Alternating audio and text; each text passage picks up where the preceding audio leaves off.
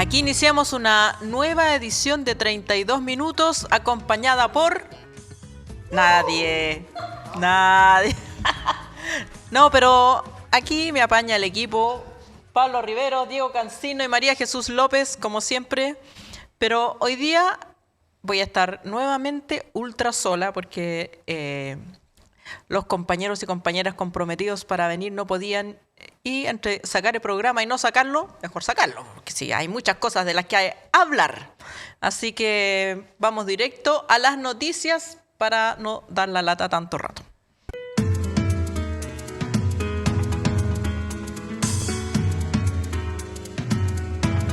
¿Qué está pasando realmente en el Partido Comunista y la candidatura de Janet Jara?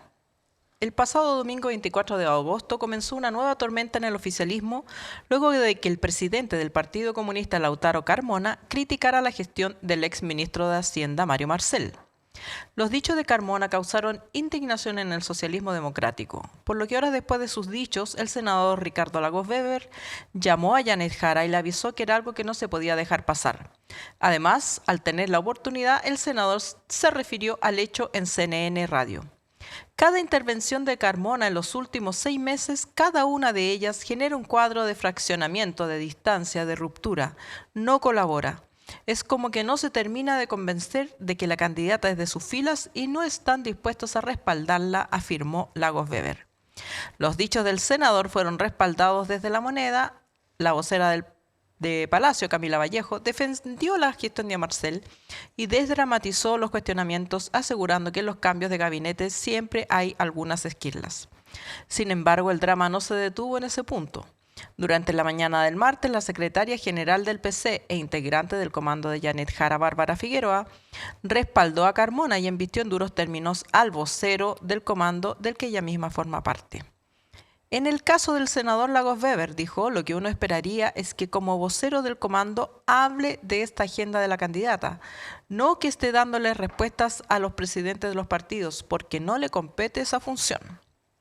Varias voces desde la democracia cristiana y el socialismo democrático, además de criticar a Carmona, reflotaron la idea de que Jara suspendiera su militancia en el PC.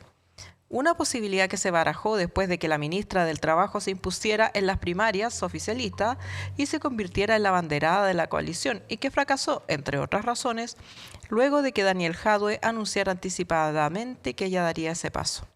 Finalmente, durante la jornada del pasado jueves 27, la abanderada oficialista declaró a The Clinic que no compartía en absoluto la declaración de Lautaro Carmona y añadió que tengo claridad de que la responsabilidad fiscal es un eje fundamental para el bienestar del país. Y cuando nos pasamos de largo en gasto fiscal, quienes más sufren son los más pobres. Por eso nos preocupamos con el ministro Marcel de sacar adelante una reforma que fuera responsable fiscalmente, junto con aumentar las pensiones actuales y futuras. Y de pasada también dijo que no es la mamá de nadie, así que cada cual es adulto y sabe cómo tiene que comportarse. Para hablar de este tema, vamos a estar en un ratito con el economista de ICAL, Fernando Carmona. ¿Buscas ese disco de vinilo que le falta a tu colección? ¿O quizá un libro sobre tu artista o banda favorita? Somos la tienda de música.cl, una disquería y librería de música online con un amplio catálogo de discos de vinilo de todos los estilos y una dedicada selección de libros sobre la música y los artistas que tanto nos gustan. Despachamos a todo Chile y por compras sobre 79.900 pesos, todo envío es gratuito. Visítanos en www.latiendademusica.cl, el rincón online para amantes de la música.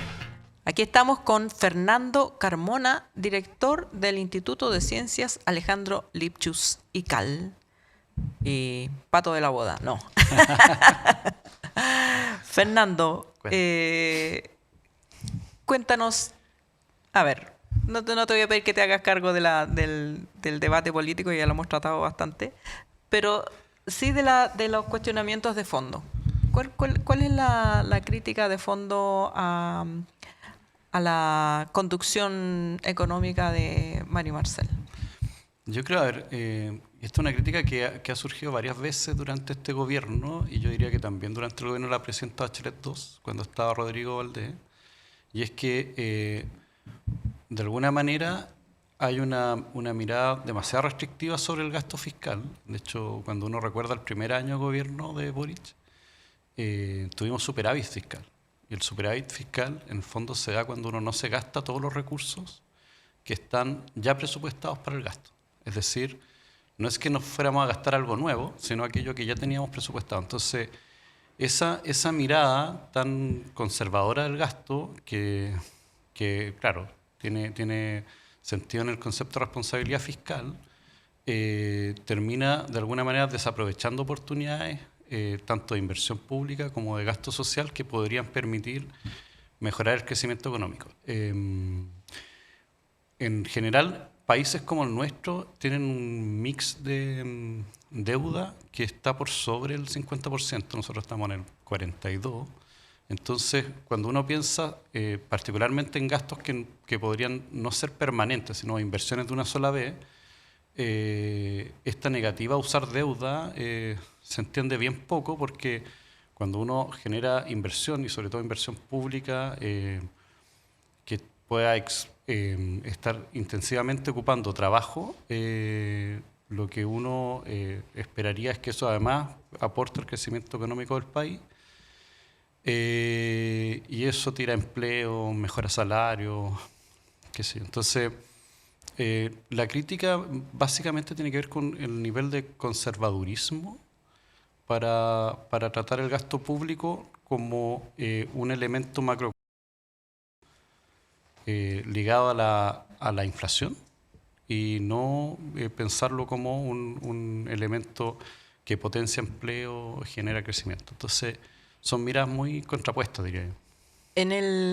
Yo recuerdo que bajo el gobierno de Bachelet I también se criticó a Velasco por lo mismo. Sí. Y de hecho una crítica del Partido Socialista muy severa. Recuerdo a Aguiló, que en ese momento era socialista, diciendo que se iban a perder las elecciones por culpa de Velasco.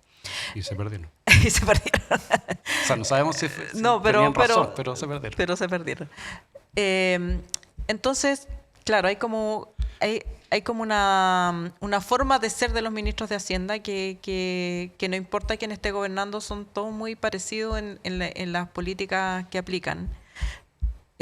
Pero creo que la pregunta que uno se hace es si eso tiene que ser así o qué otro ejemplo de país latinoamericano con realidades similares a la nuestra ves que pueden hacer esas inversiones y que no se dispare la inflación u otros problemas.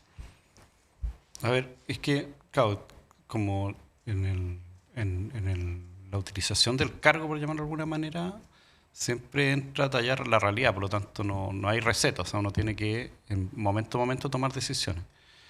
Yo diría que, por ejemplo, lo que hizo Brasil, ahora último con Lula, y también en el primer gobierno, donde hoy día estaba leyendo no hoy día, ayer, un artículo donde ellos mostraban que el aumento de salarios mínimos habían impactado positivamente en el grado de monopolio de los empleadores, es decir, le había restado poder de negociación a los empleadores y le había sumado poder de negociación a los trabajadores, había mejorado los salarios, había aumentado el empleo y había generado mayor crecimiento económico. Eso son estudios recientes sobre Brasil.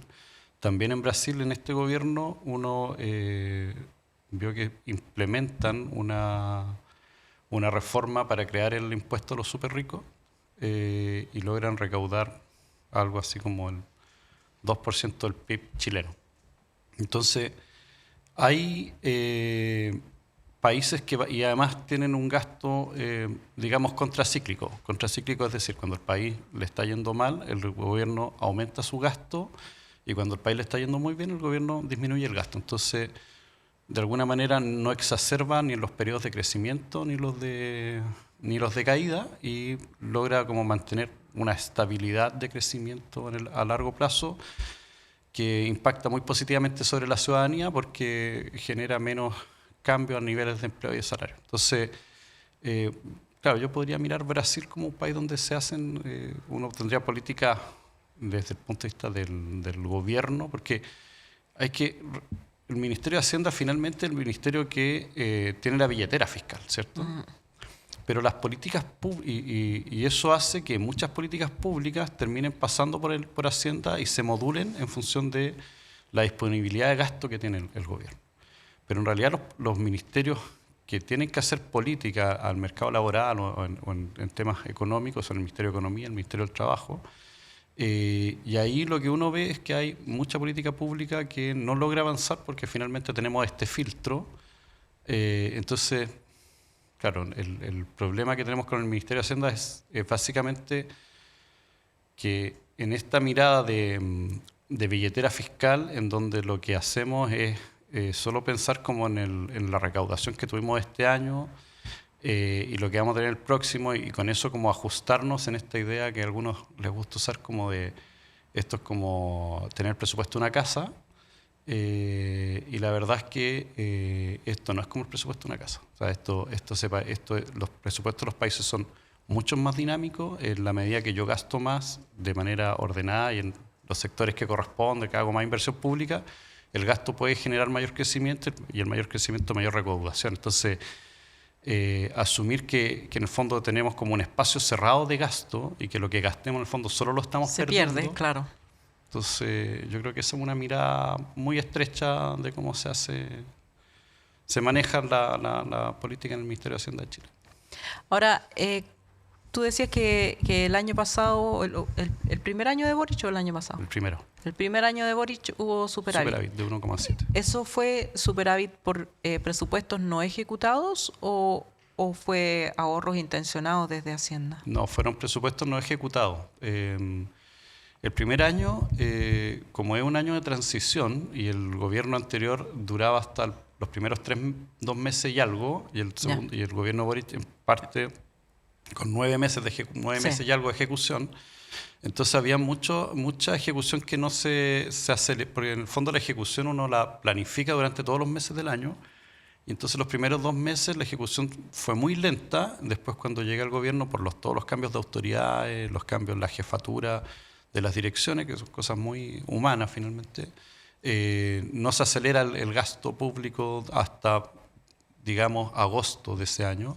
Entonces, en los últimos 5 meses no se logra ejecutar todo el presupuesto, yo no diría intencionadamente, sino que finalmente hay es parte de la transición dinámica entre gobierno y gobierno, claro. Y además estamos viviendo una situación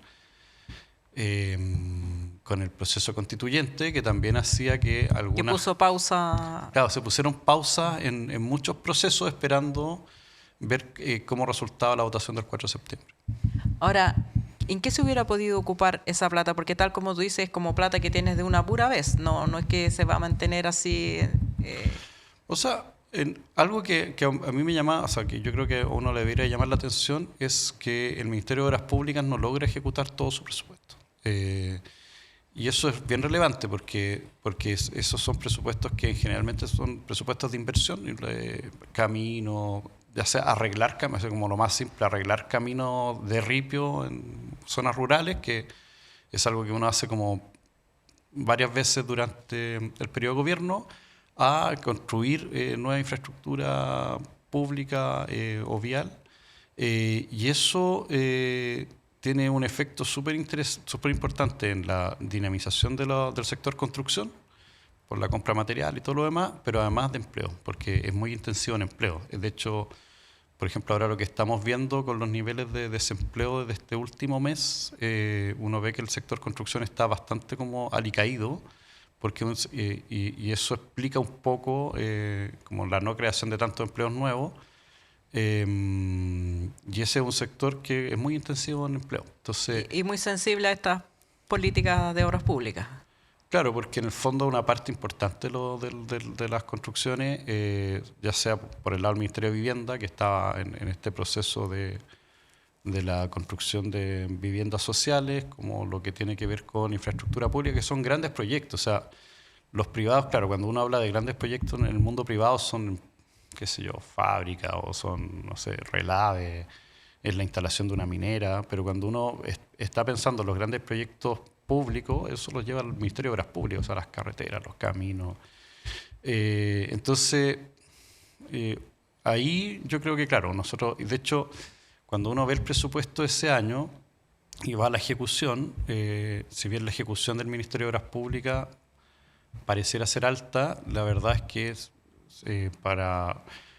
yo diría que, no sé si en noviembre o en diciembre, se retiraron recursos de ahí y se ocuparon para la estabilización del fondo de petróleo, para este fondo de estabilización del precio del petróleo y las bencinas, tratando de amortiguar la inflación, lo que yo diría que es un buen uso, pero... Pero no fueron obras públicas. Claro, pero el otro tenía mucho más impacto de crecimiento. Ahora, el gran argumento grueso que siempre se da y que es que si tú le pones más plata a la gente en el bolsillo, entonces aumenta la inflación. ¿Cómo se resuelve ese...? Eso es interesante. También, si uno va, por ejemplo, al informe del INE de esta que salió creo que el viernes. ¿Ya? Lo que uno está viendo, lo que dice como la teoría económica ortodoxa, por llamarlo de alguna manera, es que hay un efecto de sustitución. Es decir, si yo le subo el salario a los trabajadores, el costo del empleo para el empleador sube. Y como sube el costo, lo que hace es reemplazar trabajadores por máquinas, ¿cierto? ¿Por qué? Porque las máquinas, en fondo, es una inversión de una pura vez, no me cobran salario, las tengo solo que mantener. Pero también existe otro efecto. Cuando uno estudia economía, cuando uno abre el primer libro de economía en su vida, el primer gráfico que encuentra es un gráfico circular, que dice que las empresas están acá, las familias están acá, y que las empresas pagan salario y las familias consumen lo que las empresas producen. En la medida que las empresas tengan capacidad de producción, si yo aumento los salarios, las familias aumentan su consumo y crece la economía. Eso como el primer gráfico.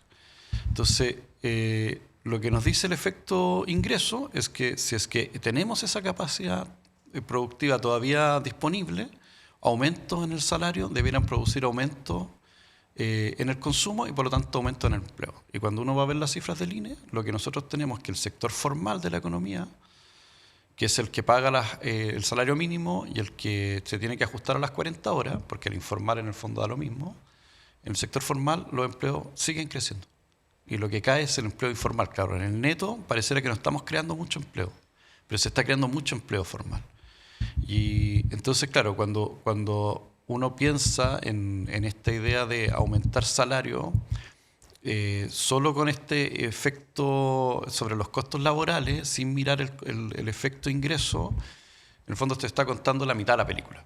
Y lo que uno tiene que hacer como economista, en el fondo, es ver cuál de los dos efectos va a superar al otro, ¿cierto? Entonces va a haber un efecto costo, pero si el efecto ingreso es mucho más alto, no se va a ver afectado el empleo ni los ingresos. Entonces, ¿y qué es lo que está pasando? O sea, son lo que nos dicen las cifras hace rato. Entonces, es bastante, o sea, lo que uno ve en Chile es que el debate en economía siempre es muy parcial. Siempre tiene una mirada y la otra mirada tiene poco espacio y se desarrolla poco.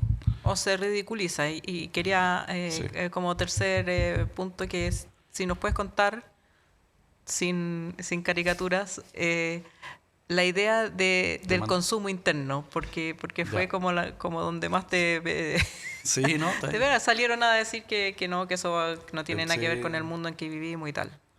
Mira, lo que decíamos, lo que uno dice es que, a ver, en economía hay como dos tipos, digamos, para clasificarlo fácil, dos tipos de economistas. Los que creen que la economía crece por la oferta, es decir, que en la medida que a las empresas les vaya mejor, le va a ir mejor a la economía. Y porque va a crecer el consumo, van a crecer los empleos. Es muy la idea del chorreo económico. Uh-huh. Y por eso cuando uno ve a candidatos de derecha, lo que quieren es bajar impuestos para que a las empresas, los impuestos de las empresas, para que a las empresas les vaya mejor, y como a las empresas les va a ir mejor, entonces todo lo demás van a chorrear. Eso se llama ley de Say, y es muy antigua y dice que la oferta lidera. En general los economistas, como desde la izquierda, así como Keynes, Marx, no sé, plantean que en realidad la economía crece desde la demanda. French Davis, por ejemplo, en Chile plantea que en la medida que yo hago crecer la demanda, la oferta como que se corre, vuelve a correrse y vuelve a generar espacio, porque en el fondo los empresarios nunca van a invertir más si ven que no van a poder vender lo que están produciendo. Claro. O sea, siempre es un negocio. En esa idea, entonces la idea de demanda, o crecimiento por demanda, ya es como desde la izquierda. Entonces ahí uno tiene dos posibilidades: o crece con demanda externa, que es lo que me compran a mí, o sea, todo lo que yo exporto, Y crezco con demanda interna, que es el consumo a la familia, el gasto de los gobiernos, los impuestos que cobro, que se restan porque y la importación. Entonces,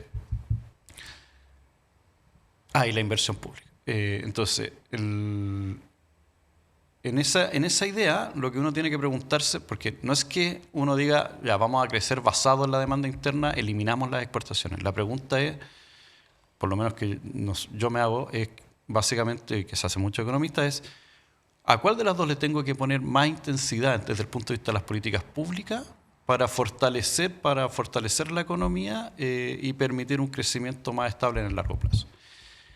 El crecimiento por demanda externa, en el fondo, Chile es un país, como se dice siempre, pequeño, tomador de precios, es decir, no determina los precios de los productos que vende, y abierto al mundo. En ese escenario, con esas tres condiciones, no hay ningún gobierno no chileno puede interceder que en el fondo pueda decir, en esa mira, dinámica. Vamos a subirle el precio del cobre a tal nivel que vamos a llegar a tanta plata a nuestras arcas fiscales. Imposible. Entonces, es un escenario, o sea, es el distinto si yo soy China, y claro, efectivamente mi posición exportadora en el mundo es tan alta que yo puedo en realidad hacer políticas fijar públicas. Los precios. Y fijar precios y buscar políticas públicas. O lo que hace Estados Unidos, que fija aranceles, qué sé. Y el de demanda interna es un poco lo que nosotros decimos que no es lo único que tiene que ocurrir, pero que debiera ser donde estuvieran concentradas las políticas públicas, es aumentarle los salarios a los trabajadores, aumentar el gasto público o hacerlo más eficiente también, generar una reforma tributaria que recaude más, generar proyectos de inversión pública que estén orientados a la generación de empleo y reactivación de ciertos mercados locales. Y cuando uno va a ver, por ejemplo, el último informe de cuentas nacionales trimestral del Banco Central, lo que nos dice el Banco Central es que el crecimiento económico de Chile este último trimestre está basado en la demanda interna. Y cuando uno va a ver el IMASEC que salió hoy día, y uno va a ver qué es lo que sostiene el crecimiento de Chile, es la demanda interna. Entonces, claro, yo entiendo y entendí en ese momento que había una como digamos desesperación por buscar un flanco, y como eso no estaba así como desarrollado con los 30 párrafos que corresponden, aunque sí estaban desarrollados en otro documento, entonces era fácil decir, mira, lo que están proponiendo aquí es sustituir importaciones, es crecer para adentro, cerrar el país. Yo creo que eso le hace un flaco favor al debate político, pero además tiene como vida corta. O sea, si el Banco Central al mes saca un informe diciendo que estamos creciendo básicamente y fortaleciéndonos en demanda interna. Entonces, ahora, ¿por qué es importante lo de la demanda interna? Porque en la medida que yo tengo una demanda interna más fuerte, digamos, a trabajadores con mejores salarios, más inversión pública, un gasto social más sostenido, los efectos de los choques externos me afectan menos. El país crece de manera más estable, puede resistir lo que viene de afuera, crece de manera más igualitaria, entonces eso genera cohesión social. Entonces, y eso, claro, no se me ocurrió a mí, eso lo dice la CEPAL hace no sé cuántos años, está lleno de académicos en Chile que lo plantean, que si bien no son como del mainstream económico. Ahora, claro, choca con la idea de liberalizar todo comercio, dejar todos los precios sujetos como al mercado. Sí, pues, choca, pero es que tampoco es que esa haya sido una gran solución para Chile. Ahora, cuando dice demanda interna ¿de qué? En estas cifras que has visto, ¿qué es lo que los chilenos y chilenas están consumiendo que ayuda a crecer? Es que claro, por eso es importante, lo que uno planteaba es tener un foco en el crecimiento en demanda interna, porque eso implicaba la generación de políticas públicas que mejoraran ese tipo de crecimiento. Ahora, si yo pago salarios mínimos más altos, lo que voy a tener es que las personas a quienes les pago el salario mínimo, o se les paga el salario mínimo de este país, están ubicados en el primer y segundo decil, y son personas que además tienen en el primer decil familiares como de 6 personas, núcleos familiares de 6, en el otro son 4, Entonces, esa gente en realidad se gasta casi todo porque En estamos comida. en comida, claro, en comida, en bebestibles, o sea, en transporte quizás, pero ya en realidad están pagando, entonces, todo en comida. Entonces, cuando uno habla de demanda interna en ese caso, desde la panadería hasta la persona que produce, no sé, frutilla en el sur, o sea, todo lo que sea consumo de alimentos y Alimenticio. bebestibles dentro de la población chilena. También es cierto que una parte de eso va a venir de importaciones porque hay el 50% de lo que nosotros comemos lo traemos de afuera. Entonces, pero en eso se lo van a gastar. Entonces cuando uno piensa en demanda interna, pensando en el gasto social, por ejemplo, o la inversión pública, lo que uno está pensando es que van a haber proyectos, por ejemplo, no sé, el mejoramiento del puerto de San Antonio, que llevamos 12 años diciendo que es un puerto que ya no tiene la capacidad para hacer encallar los barcos que hoy día vienen de China, y que en realidad lo que nosotros estamos haciendo es mandar en barcos con menor capacidad nuestros productos al puerto, a los puertos peruanos, y en los puertos peruanos que sí están las capacidades, entonces los barcos sí salen a China.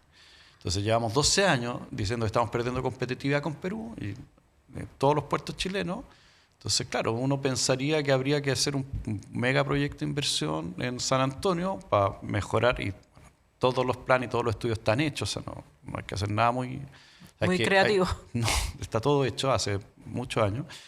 Y entonces uno pensaría que a partir de eso, cuando uno dice, ya, yo mejoro la inversión pública y me meto en este proyecto, estoy mejorando las capacidades, o sea, estoy dinamizando el sector construcción, aumentando la capacidad de empleo, mejorando salarios, pero también estoy mejorando las capacidades, digamos, de infraestructura del país, que también le sirven a los privados. Entonces, cuando uno piensa en crecimiento guiado por la demanda, y eso es interna, es guiado, no es únicamente. Claro. O sea, lo otro igual tiene que ocurrir. La pregunta es dónde tenemos que hacer el esfuerzo de política pública. Ahora, ¿cómo ves el estado de ánimo del país para que estas cosas se puedan discutir serenamente, o que haya incluso dentro del oficialismo una discusión serena sobre qué es lo que se puede hacer, o el espacio para el cambio? Porque en realidad parece que hay una idea de que hay que mantener las cosas como se han hecho hasta ahora, y cualquier cambio genera incertidumbre. Sí, a ver, tengo la impresión de que los políticos están en una situación de mucha incertidumbre sobre a quiénes están representando. Es decir, si uno pensaba en la gente que votaba cuando no era el voto obligatorio, todo el mundo tenía muy claro, digamos, su público, ¿no? Claro. A quién le hablaba, qué cosas tenía que decir, cuáles eran los proyectos emblemáticos y cómo se estaba avanzando, y se configuraban actores de lobby, qué sé. Hoy día, con la incorporación de 5 millones de personas a votar, y con los resultados de ambos procesos constituyentes, que en el fondo lo que nos dicen es que en realidad no tienen una idea ideológica sobre lo que pasa en el país, sino que en realidad no les gustan mucho los cambios.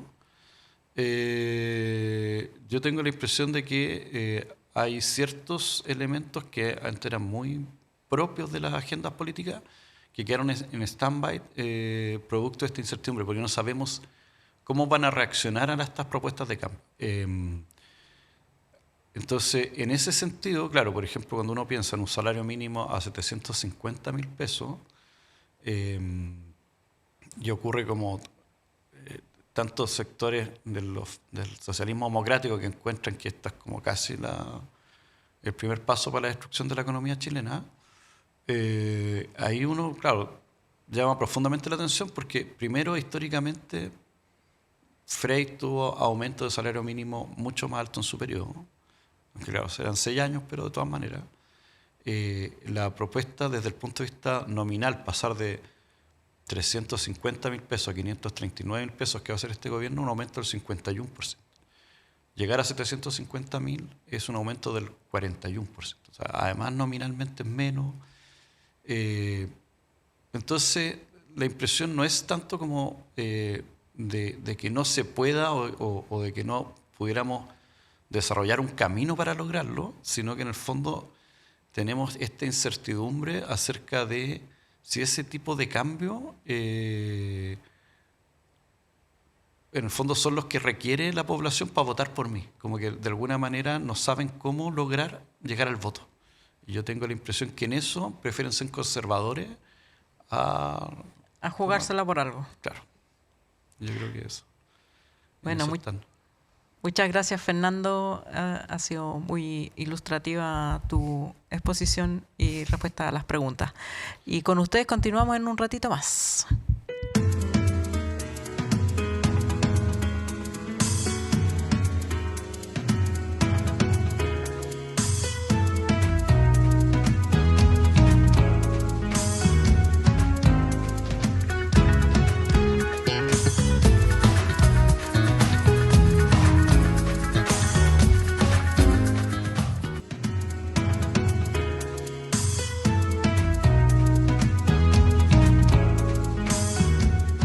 Chao Préstamo, ¿cuál es la propuesta?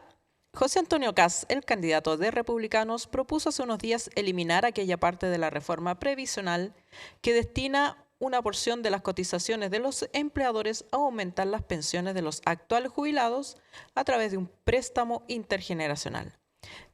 La reforma, recordemos, agregó un 7% de cotizaciones a cargo del empleador, que se suma al 1,5% que ya aportaban para el seguro de invalidez y sobrevivencia. Según la reforma aprobada en el Congreso, de este 8,5% que corresponde, recordemos, a la cotización de los empleadores, 4,5% iría a la cuenta individual de cada trabajador, 2,5% para el seguro social y 1,5% como préstamo al Estado para mejorar las pensiones de los actuales jubilados. Esa porción es la que Kast propuso eliminar con el eslogan Chao Préstamo. Según el candidato, comillas, terminaremos con el préstamo de las personas al Estado contenido en la reforma previsional, para lo cual sustituiremos por la inversión en instrumentos financieros en condiciones de mercado. Así se consolidará que todo el aporte de cotización adicional vaya a las cuentas individuales de cada trabajador. La ex ministra y candidata del oficialismo, Janet Jara, criticó la idea. Después de tantos años que costó ponerse de acuerdo en algo que además se aprobó en el Congreso de izquierda a derecha, salvo su partido, ahora quiere además volver a cuestionar lo que se acordó, criticó Jara. Mientras, durante la semana se discutía la propuesta, el economista Bernardo Fontaine se unió al equipo de Kast. Sin embargo, Fontaine tenía historia con esta idea, pues fue uno de los ideólogos del préstamo. Recuerden que cuando se discutía la reforma, lo que se establecía era que ese 6% de cotización del empleador, una parte ayudara a financiar las actuales pensiones, pero Fontaine propuso que existiera una cotización adicional, un punto además, es decir, se pasó de 6 a 7%, y que ese punto adicional se usara como un préstamo al Estado justamente para mejorar las pensiones de los actuales jubilados. Durante la semana, Fontaine se refirió al tema a través de su cuenta de X, donde escribió lo siguiente. Chao Préstamo mantiene los aumentos de pensión de la reforma, reemplaza el préstamo forzoso de los trabajadores del Estado por bonos emitidos por el Estado. Así suben las pensiones y ganan los cotizantes. Todo el 6% irá a cuentas individuales de los trabajadores. Bueno, para entender todo este lío, vamos a conversar con el economista y académico Gonzalo Marner. Inconfondibile. Indimenticabile.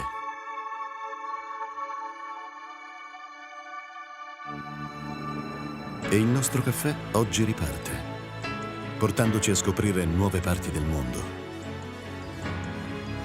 Prima di tutto, scegli se vuoi fare un caffè o se vuoi fare un costadoro. Mio padre diceva così, mentre ogni mattina faceva la sua scelta. Quella giusta, da sempre. Ecco dove ci porta il nostro viaggio.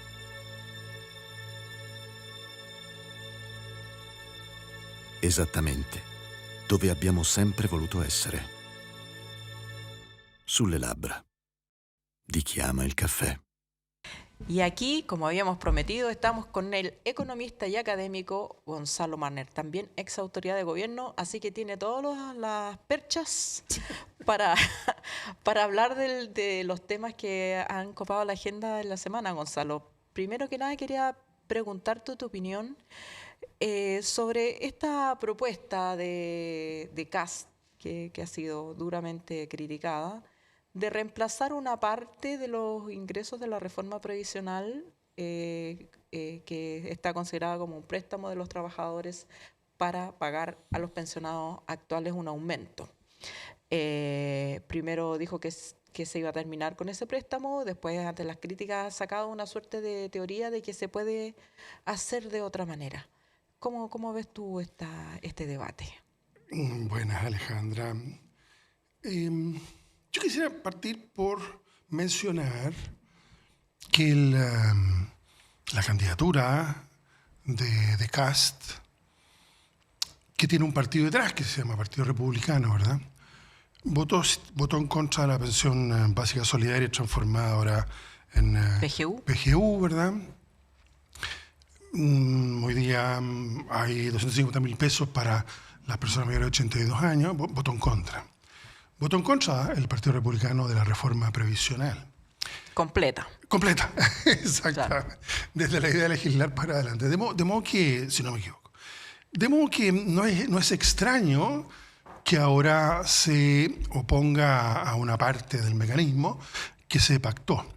Lo curioso, y hasta divertido en realidad, es que la persona que planteó este tema del préstamo, Bernardo Fontaine, se incorporó ahora a la campaña de Kast, y él es el que apareció diciendo que había que echar atrás esta idea y reemplazarla por un financiamiento directamente fiscal.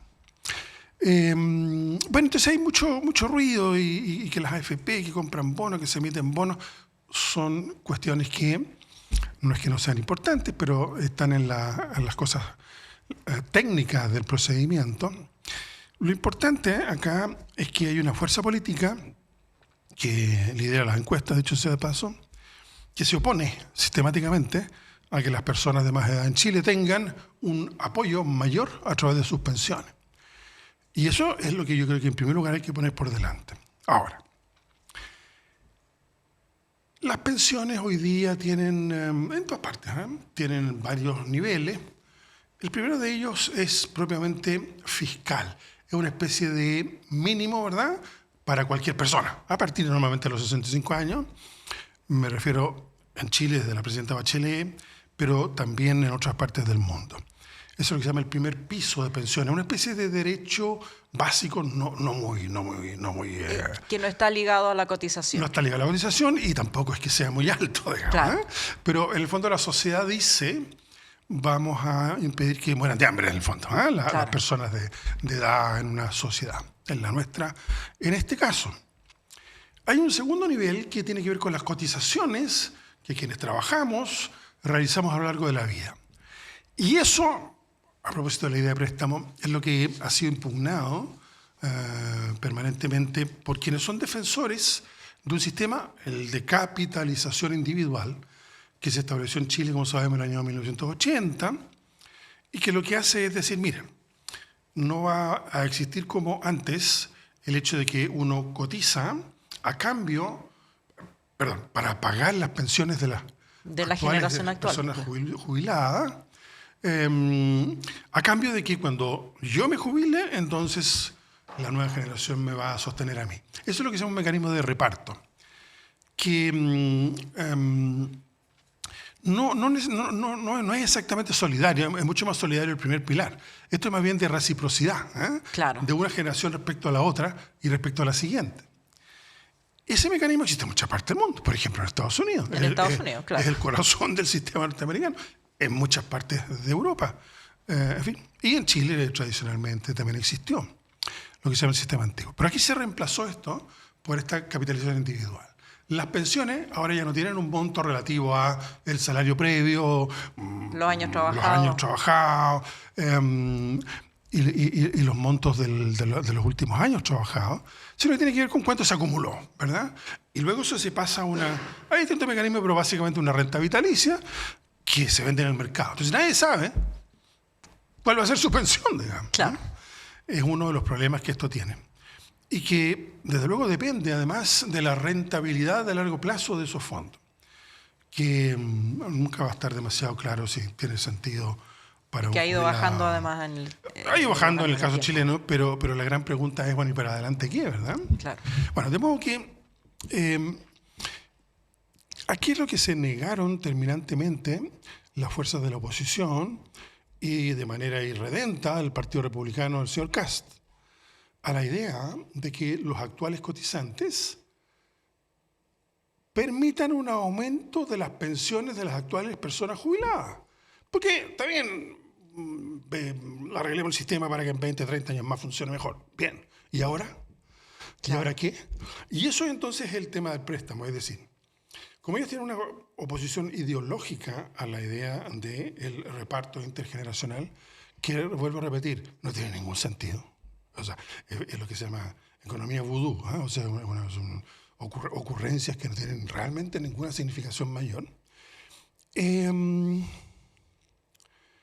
Y entonces, bueno, lo que dijeron fue, entonces que sea un préstamo, es decir, yo ahora cotizo 1 y algo %, ¿verdad?, Claro. de mi sueldo adicional.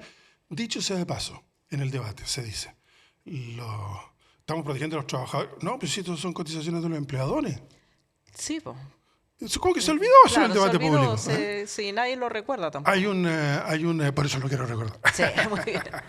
Claro. Es cierto que a la larga, ¿verdad?, es parte del costo laboral, ¿eh? Pero esa es Sí. otra discusión. El hecho es que esto lo pagan, no Los los empleados. trabajadores, no van a haber disminuido su salario líquido por este pago, que va a permitir subir las pensiones a las personas hoy día jubiladas, sino que va a ser pagado por los empleadores.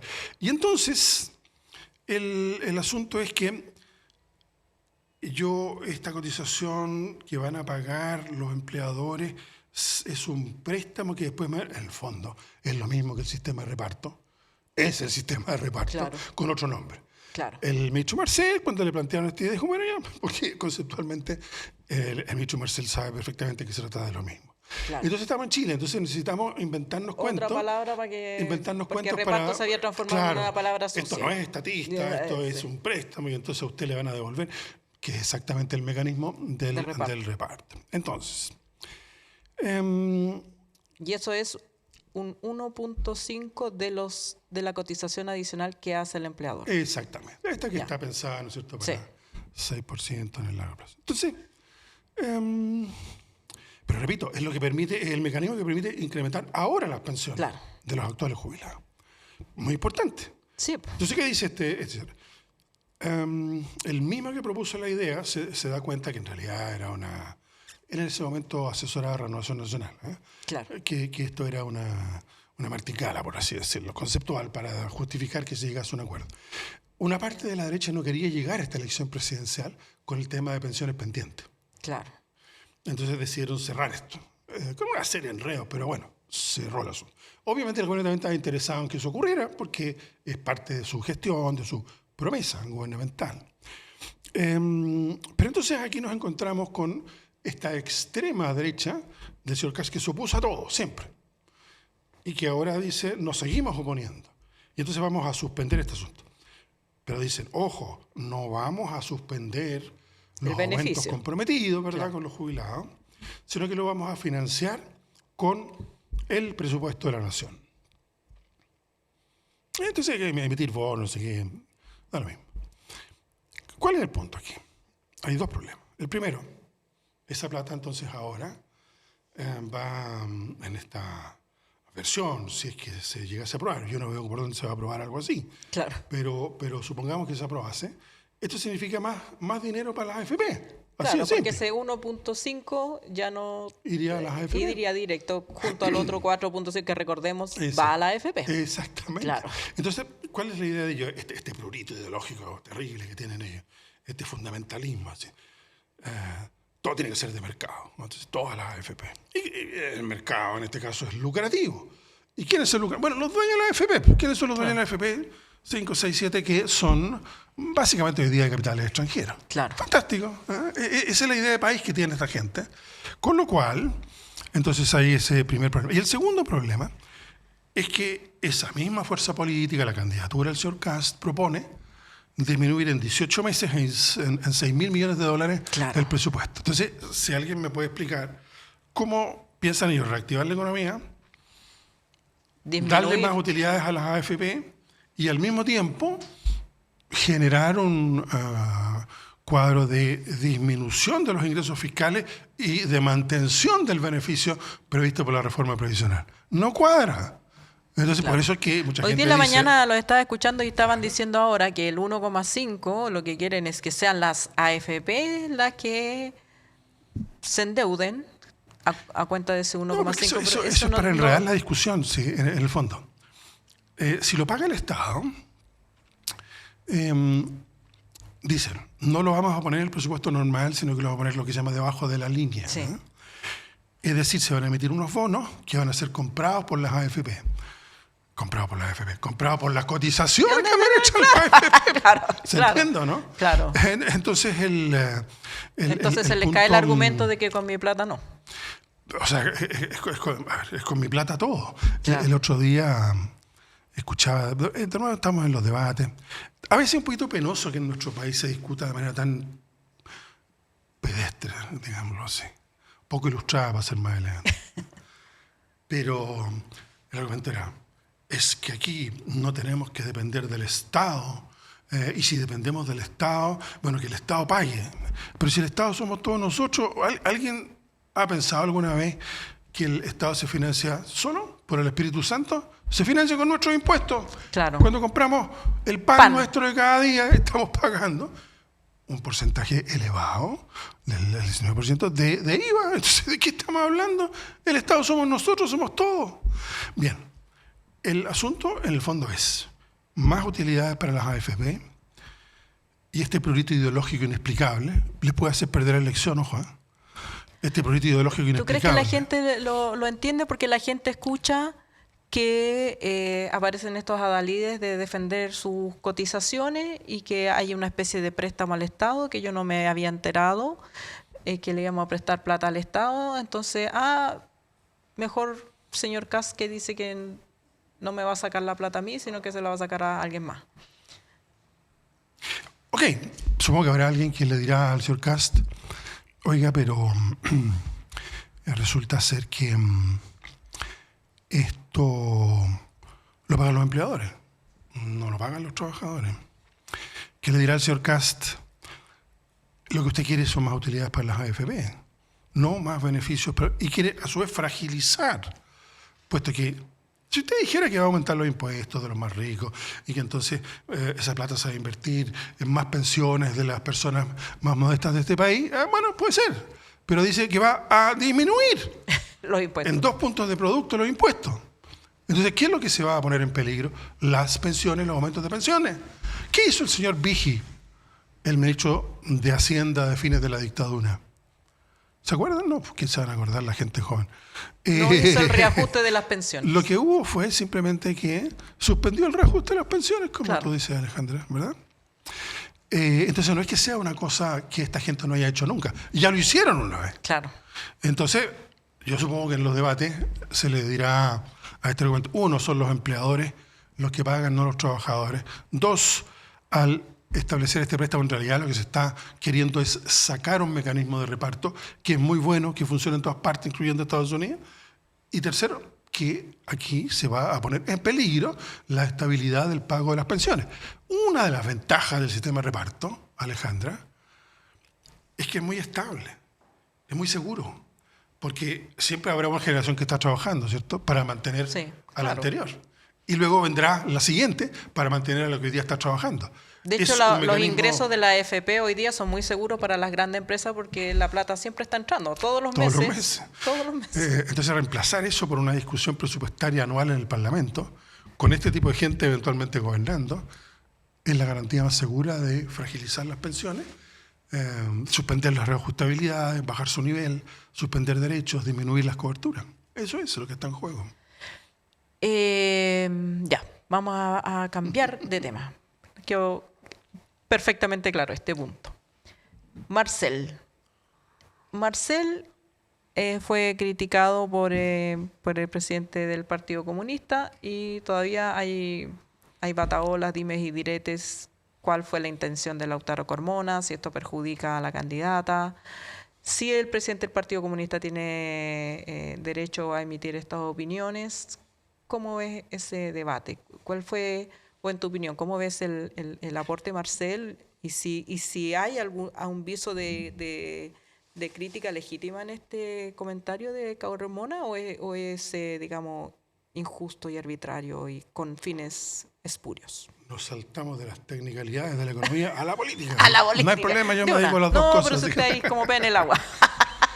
A ver.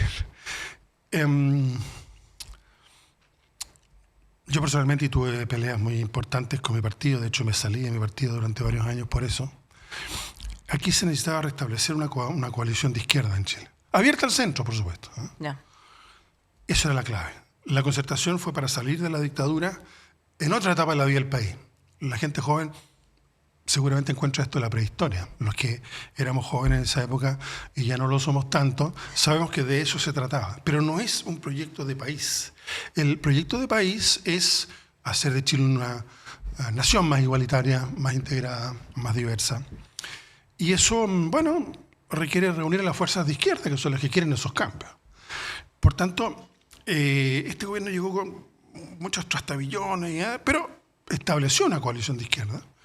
No logró, sin embargo, incorporar, más allá de algunas personas, a las fuerzas de centro, la mayoría en particular. Pero ahora tenemos una nueva coalición que abarca, como fue en el segundo gobierno de Michelle Bachelet, una coalición que abarca desde el Partido Comunista hasta la mayoría cristiana. Cuando hay gente que mira esto desde fuera del país y dice, ¿pero cómo? Bueno, esas son las cosas que nosotros logramos hacer en Chile. Claro. Ahora, eso no es fácil. No. Requiere mucha dedicación, mucha conversación, mucho diálogo, mucho ponerse de acuerdo. Mucha meditación. Exactamente, que muchas veces fue descalificado como cosas de la política, de los políticos, no sé qué, al margen de la gente. Está bien, porque las cosas tienen que ser de manera transparente. Pero aquí hay un ejercicio de diálogo. ¿Qué pasa con el Partido Comunista? El Partido Comunista ganó la primaria legítimamente, nadie cuestionó un milímetro del proceso. Se podrá discutir por qué, en fin, que si yo, los que éramos partidarios de Carolina Toa como yo, bueno, perdimos simplemente. Entonces tenemos a Janet Jara, que es una muy buena candidata y cuya primera, porque es una persona inteligente y capaz, cuya primera reacción fue decir, me pongo a disposición de la coalición. Claro. No de aquella parte que me eligió. Obviamente a ella le corresponde agradecer a quienes la eligieron y luego ponerse a disposición del conjunto. Obviamente, esto genera incomodidades variadas. Digamos. Los que le dicen a la candidata ganadora, no le creo porque en realidad usted tenía un programa, ahora dice que no, entonces no le creo. Entonces, mucho trabajo para que se crea eso, conformación de equipo, etc. Y luego hay quienes dicen, no, pero es que se está abandonando aquello que ganó en el fondo, lo cual no deja de ser una razón importante. Claro. Y yo tengo la impresión de que Lautaro Carmona lo que quiso plantear es el Partido Comunista en materia económica no es lo mismo que Mario Marcel. Ahora, cada cosa puede decirse y hacerse de múltiples maneras. ¿Verdad que sí? Bien mano más o menos, como claro. digo yo. Y yo tengo mucho respeto por Lautaro Carmona, lo conozco. Creo que es una persona muy capaz, inteligente. Bueno, pero no, todos, como digo, todos tenemos buenos días y malos días, digamos. Entonces se produjo un enredo aquí. Yo creo que el argumento de Carmona, o sea, si él quiere decir que el Partido Comunista tiene políticas económicas más a la izquierda que las del Partido Socialista de Mario Marcel, tiene toda la razón, eso es una realidad. Claro. Y no es ninguna realidad dramática, ni ningún asunto escandaloso. Ni un descubrimiento. Ni un descubrimiento. Claro. Y entonces son debates, yo creo, interesantes. Pero cuando Lautaro Carmona se va por el lado de decir a este señor ministro de Hacienda solo le interesaba mantener los equilibrios fiscales, entonces ahí es cuando muchos reaccionan y me dicen, oiga, pero si es la pega del ministro de Hacienda. Si el ministro de Hacienda se dedicara a hacer lo contrario, habría que cambiarlo urgentemente. Claro. Y el argumento es, claro, el ministro de Hacienda no es el presidente, no es el que manda el país. Entonces tiene que recibir las instrucciones del presidente de la República. y los límites que el Parlamento le pone, ¿cierto? En Chile, sin embargo, claro, tiene un poder muy importante. Entonces, en vez de hacer una discusión de fondo, ¿para dónde vamos? ¿Qué política fiscal? Yo, por ejemplo, soy hipercrítico de la política monetaria del Banco Central. Creo que se ha extralimitado en una visión muy de economía vudú también. Ha generado un cuadro de falta de dinamismo en la creación de empleo. Ya. Entonces, debates hay, por favor, y faltaba más, pero no en reprocharle al ministro de Hacienda que cautele los ingresos públicos en su equilibrio con los gastos, me parece que francamente no es el argumento. Y es lo que Janet Jara inmediatamente le dijo al presidente de su partido: oiga, no estoy de acuerdo con usted. Y en general, diría yo, no hay nadie de acuerdo, y espero y confío que conversando alguna vez con calma en un café con Lautaro Carmona, uno pueda convencerlo de que en realidad no es el mejor argumento. ¿Por qué? ¿Habrá sido el error tal vez plantearlo, personalizarlo? Desde luego, personalizarlo y además conceptualizarlo de esa manera. Ya. Ahora, si lo que como presidente del Partido Comunista, Lautaro Carmona, quiere plantear es: nosotros tenemos una visión económica distinta y sin embargo estamos en una coalición y por tanto vamos a ver cómo aunamos, encontramos los puntos de encuentro, entonces no hubiera pasado nada aquí. Por eso digo, las cosas se pueden decir y hacer de bien malo más o menos. Y bueno, yo espero que este asunto pase, porque la verdad es que dio lugar a recriminaciones variadas que ya no tenían mucho que ver con el tema tampoco.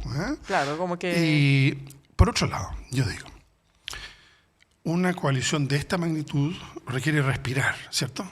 Es decir, que se expresen los puntos de vista que están incluidos, porque tampoco se trata de que nadie pierda su identidad. Claro. Ni que la democracia cristiana pierda su identidad, ni el socialismo pierda su identidad, ni el Partido Comunista pierda su identidad. Y todas las otras fuerzas, digamos. Pero al mismo tiempo, como que estamos a pocos meses de una elección presidencial crucial, como que no es el momento tampoco para estar poniendo... Claro, una cosa es respirar y la otra es hiperventilarse. Tú lo has dicho mucho mejor que yo. Ya. En ese contexto donde además todos los partidos se levantan el domingo o algunos lo reciben por correo el viernes, la encuesta de la semana, y se generan ciertos nerviosismos, es difícil perder la brújula del objetivo. ¿El objetivo es ganar una elección presidencial o el objetivo es solamente identitario y salvemos lo que podamos en las parlamentarias? ¿Cómo ves tú que hay instancias o se han creado instancias en que, digamos, esta posibilidad de respirar se haga puertas adentro y no tanto por la prensa? Yo siempre soy de la doctrina de que las cuentas claras conservan la amistad. Yo creo que Chile tiene una cultura democrática y puede absorber debates y diferencias. Por lo demás, la propia configuración de las listas parlamentarias, incluso la mayoritaria, por así decirlo, de la actual fórmula de coalición de izquierda ampliada al centro, bueno, tiene distintas opciones, cada uno hay distritos más pequeñitos, hay algunas regiones que son binominales todavía, pero en general la mayoría de los ciudadanos va a poder votar dentro de una lista que concurra a un objetivo general, pero va a tener 4, 5, 6 opciones partidarias distintas. Entonces yo creo que eso tiene que llevarse con... la historia muestra que se ha podido llevar bien y que no es necesario ahora estar agudizando contradicciones, sino que más bien mostrar un propósito común. Y dentro del propósito común, énfasis. Yo creo que eso se puede organizar y va a ocurrir. Mientras tanto, estamos en el mundo en que estamos, el mundo mediático es uno en donde si no se dice algo estridente, entonces no apareces. Claro. Si das una opinión sensata, no la recoge nadie. Entonces, bueno, vamos a tener ruidos de este tipo inevitablemente. El último tema que quería tocar contigo, porque ahora al fin se puso de moda, lo conversamos aquí varias veces, el tema del empleo, que tú decías, no sé por qué no hay una política de emergencia respecto del empleo. Ahora es tema. ¿Qué pasó? ¿Por qué de repente alguien se dio cuenta que el desempleo en Chile era demasiado alto? O sea, es lo que fueron mostrando las estadísticas, ¿verdad? Tal vez, Alejandra, tuvimos una cierta ilusión en un momento dado. Como el empleo aquí cayó mucho más que el producto en la pandemia, el gobierno de Sebastián Piñera, el gobierno de la derecha, hizo caer mucho más el empleo que la producción, contrariamente a lo que hicieron muchos otros países, por ejemplo, Estados Unidos y la mayoría de los países europeos. Aquí hubo una hecatombe del empleo en la pandemia. No digo que era una situación fácil de manejar, porque era una situación muy difícil y nadie sabía mucho cómo hacerlo tampoco. Hay que ser justos, ¿verdad? Pero francamente, aquí cayó de manera muy drástica el empleo. Con lo que sabemos que eso se representa para las familias, ya sea que el jefe de familia o jefa de familia pierda el empleo o algún miembro de familia, cualquiera sea la circunstancia, es una situación muy dramática, tal vez la peor que pueda enfrentar un ser humano hoy día. Bueno, desgraciadamente hay muchas tragedias que ocurren, pero esta es una situación francamente grave. Entonces, como había caído tanto el empleo, la recuperación posterior implicó que las tasas de crecimiento respecto a ese piso muy bajo claro, al que se había llegado, ¿verdad? Entonces, crecía. Entonces las cifras eran muy buenas todos los meses. Creció tanto, se crearon tanto. Fíjate que este gobierno ha creado más de 500.000 empleos, dijo el ministro Grau hoy de la mañana. Excelente cifra. El problema es que se habían perdido 2 millones antes. Claro. ¿Se entiende? Sí. Entonces, tal vez eso, a propósito de tu pregunta, hizo que se tuviera una cierta ilusión de que se creaba empleo, iba bajando, aunque lentamente, la tasa de desempleo, pero al final nos encontramos con que, si bien ya en el 2023 se había recuperado el nivel de empleo previo, resulta ser que sigue creciendo la población, sigue creciendo la cantidad de personas que, por ejemplo, saliendo de sus estudios, se incorporan a la fuerza de trabajo, o incluso hay personas que se habían retirado de la fuerza de trabajo y se vuelven a incorporar, por ejemplo, muchas mujeres. Bueno, todos esos fenómenos hicieron que tengamos un atraso en la creación de empleo respecto, no al nivel de empleo previo a la pandemia, sino que respecto a lo que se necesita para mantener y para bajar las tasas de desempleo. A ver, nosotros estamos en Chile hace tiempo ya. Teníamos tasas de desempleo más o menos del 6, del 2010 en adelante. 6, 7, 8 en los malos momentos. Y ahora estamos medio clavados entre el 7 y el 8. Y eso es muy alto. No existe en Chile, creo que lo hemos conversado en otros programas, que tú has tenido la gentileza de invitarme, ¿verdad? No hay una meta de política económica respecto al desempleo. La hay respecto a la inflación, al crecimiento, etc. Pero este país deberá aspirar, como todo país normal, más aún con un potencial económico importante, como este país lo tiene efectivamente, a lo que se llama el pleno empleo. Nunca más se escuchó hablar en Chile del pleno empleo, nunca más. Y, ¿pero por qué no? Es de las cosas que yo insisto. Ahora, ¿cuál es la cifra de pleno empleo? ¿Cero? No. Siempre hay un desempleo friccional, en fin. Pero por lo menos tratar de apuntar al 5%. Bueno, estamos entre el 7 y el 8, ¿no? Entonces hay un problema, efectivamente hay un problema que será parte, yo creo, de las discusiones de esta elección presidencial. Lo que sí está claro es que los que, desde la derecha, Matei, 8.000 millones de dólares en 4 años, Kast, 6.000 millones de dólares en 18 meses. 1 millón de empleos. Claro, pero lo que primero prometen es bajar el gasto público. Claro. Entonces yo pregunto, ¿cómo se hace crecer el empleo contrayendo la demanda interna, cuando además la demanda externa está en una situación extremadamente frágil? No calza simplemente. No calzan los programas de la derecha.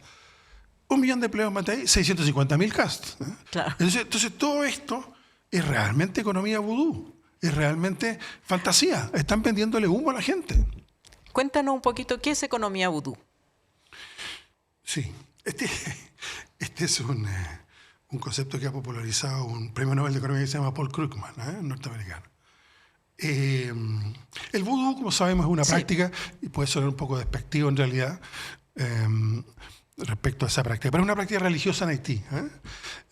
Y en el fondo es la atribución de ciertos efectos mágicos a tales y cuales rituales. Entonces, la economía vudú se entiende, no es un concepto muy científico, es una manera de aproximarse a la idea de quienes venden ilusiones desde la economía o desde las propuestas económicas y en realidad se inscriben en un pensamiento mágico, donde las cosas no cuadran. Entonces, la poesía no está para que cuadre nada, la poesía es la poesía. Claro. La política, obviamente que tiene que tener cierta... Pero también la política tiene que ver con los proyectos, con los sueños que las sociedades tienen. Pero la economía hay que calcular 2 más 2. Claro. En alguna parte hay que calcular 2 más 2 son 4. Claro, en alguna Entonces, parte está la tablita Excel. Claro. Y el Excel, y etcétera, etcétera. De modo tal que me parece impresionante que esta gente de la derecha que siempre se vanaglorió, Que se jactan que era de muy que serio son en la los- economía, bien, resulta ser... Ahora, ve las discusiones entre los equipos económicos. Estás diciendo cosas que de dónde las sacas, por qué dijiste esto. Es impresionante lo que se están diciendo. Desde el lado de acá casi como que no les decimos nada al lado de lo que discuten entre ellos.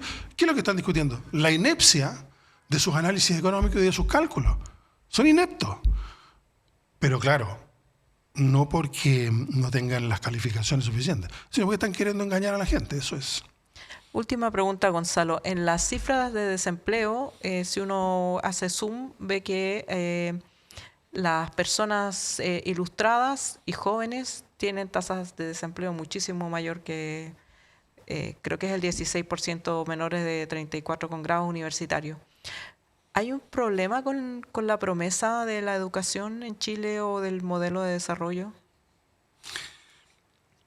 Las tasas de desempleo de los jóvenes, no solo en Chile, pero también en Chile, son más altas que el promedio.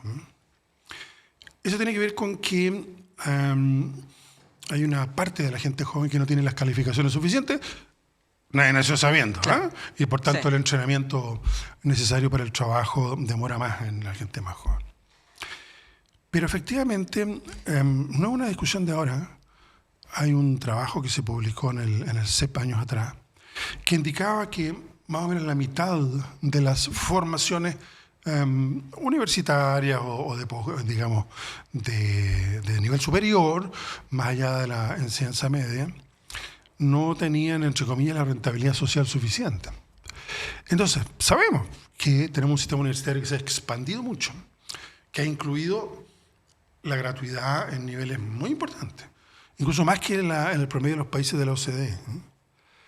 Pero al mismo tiempo muchas de esas formaciones no son formaciones que habilitan exactamente para un mercado de trabajo que a su vez no ha crecido. Seguimos exportando materias primas, tenemos sectores dinámicos de tecnologías altas.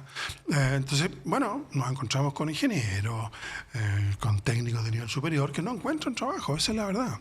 Y eso también tiene que ver con el modelo de desarrollo. Unas y otras cosas se van encadenando. Por eso que la discusión en economía y en la relación de la política con la economía nunca puede ser parcial. Unas cosas se interrelacionan con las otras. ¿Y aquí qué rol juega el Banco Central que dices tú que...? Sí, pero eso respecto a la coyuntura. Ya. Un manejo coyuntural más avesado, como el que, por ejemplo, hace en el Banco Central norteamericano, la Reserva Federal. Cometió errores importantes en otras épocas, pero en la última década, digo para que no se diga Sí. que uno está defendiendo posiciones bolcheviques, Claro. estatistas. Sí. El Banco Central de Estados Unidos ha tenido una capacidad de contener la inflación sin provocar recesiones ni disminuciones en el empleo, que es bien notable. Y eso tiene que ver con que ha construido una credibilidad en sus políticas. En Chile tenemos unos bandazos del Banco Central de allá para acá impactantes. El Banco Central, en la crisis más reciente, antes de la pandemia, la del 2008-2009, fíjate que el 2008 el Banco Central chileno, en el mes de septiembre, cuando días después se caía el sistema financiero mundial, hay películas que relatan esto, en fin, que sé. El secretario del Tesoro norteamericano hincándose frente a Nancy Pelosi, a la jefa de la Cámara de Representantes de Estados Unidos, para pedirle que por favor accediera a la medida de urgencia que iba a tomar. Bien, una crisis tremenda. Bueno, semanas antes en Chile se estaba subiendo la tasa de interés. Y eso se mantuvo como política restrictiva. Recién el Banco Central y el Ministerio de Hacienda vinieron a tomar medidas expansivas en febrero del 2009. Cuando ya está todo en el suelo. Y claro, cayó en 1,5% el producto en Chile. En las recesiones que hemos tenido en Chile, la asiática del año 99, la de la gran crisis financiera global del 2008-2009, eran perfectamente evitables. Tanto así que los países vecinos la evitaron. Perú, Bolivia, por ejemplo. Entonces no tenemos un récord del cual puede ufanarse demasiado este Banco Central chileno, que tiene, yo creo que tiene técnicos muy competentes, tiene un departamento de estudio muy bueno, tiene un sistema de seguimiento estadístico muy bueno. Realmente, yo creo que están en el... Difícil pensar que un país como el nuestro pudiera tener gente tan calificada. Pero tenemos un sistema en donde 5, muy poquitos, miembros del directorio del Banco Central, hiperideologizado, en donde además los partidos progresistas dicen, no, yo voy a mandar a gente seria al Banco Central. Entonces mandan a sus neoliberales. Al más neoliberal que encuentran. Por ahí dando vueltas lo ponen. Entonces es una cosa impresionante. Repito, no por incompetencia del Banco Central, sino por hiperpolitización del Banco Central en economía vudú. Es economía vudú. Es decir, cualquier cosa, subamos las tasas de interés, restringamos la economía. Pero por favor, ¿de qué están hablando? Miren un poquito lo que hacen muy bien el Banco Central norteamericano, no tan bien, pero bastante bien el Banco Central Europeo y el británico. Mírenlo, ya que son sus referencias académicas, culturales. Miren lo que hacen. Y aquí en Chile tenemos una situación muy dramática en ese sentido. Bueno. Porque provoca desempleos que debieran ser mucho menores. Así de simple. Claro, o sea, no es teórico, tiene efecto cotidiano. Yo en esto me pongo vehemente porque encuentro que no puede ser. Pero bueno. Muchas gracias, Gonzalo, y gracias por la vehemencia, porque así todos entendemos y aprendemos. Así que muchas gracias por estar con nosotros nuevamente. No, muchas gracias por la invitación. Ya. ¿Busca ese disco de vinilo que le falta a tu colección? ¿O quizá un libro sobre tu artista o banda favorita? Somos la tienda de música.cl, una disquería y librería de música online con un amplio catálogo de discos de vinilo de todos los estilos y una dedicada selección de libros sobre la música y los artistas que tanto nos gustan. Despachamos a todo Chile y por compras sobre 79.900 pesos, todo envío es gratuito. Visítanos en www.latiendademusica.cl, el rincón online para amantes de la música. ¿Y qué pasa con la candidatura de José Antonio Kast? ¿Le está entrando agua al bote? Según la última encuesta, los candidatos del oficialismo, Janet Jara, y del Partido Republicano, José Antonio Kast, experimentaron una disminución en su apoyo, mientras que la abanderada de Chile Vamos, Evelyn Matei, y el del Partido del Partido Nacional Libertario, Johannes Kaiser, incrementaron sus cifras de aceptación ciudadana para las próximas elecciones presidenciales.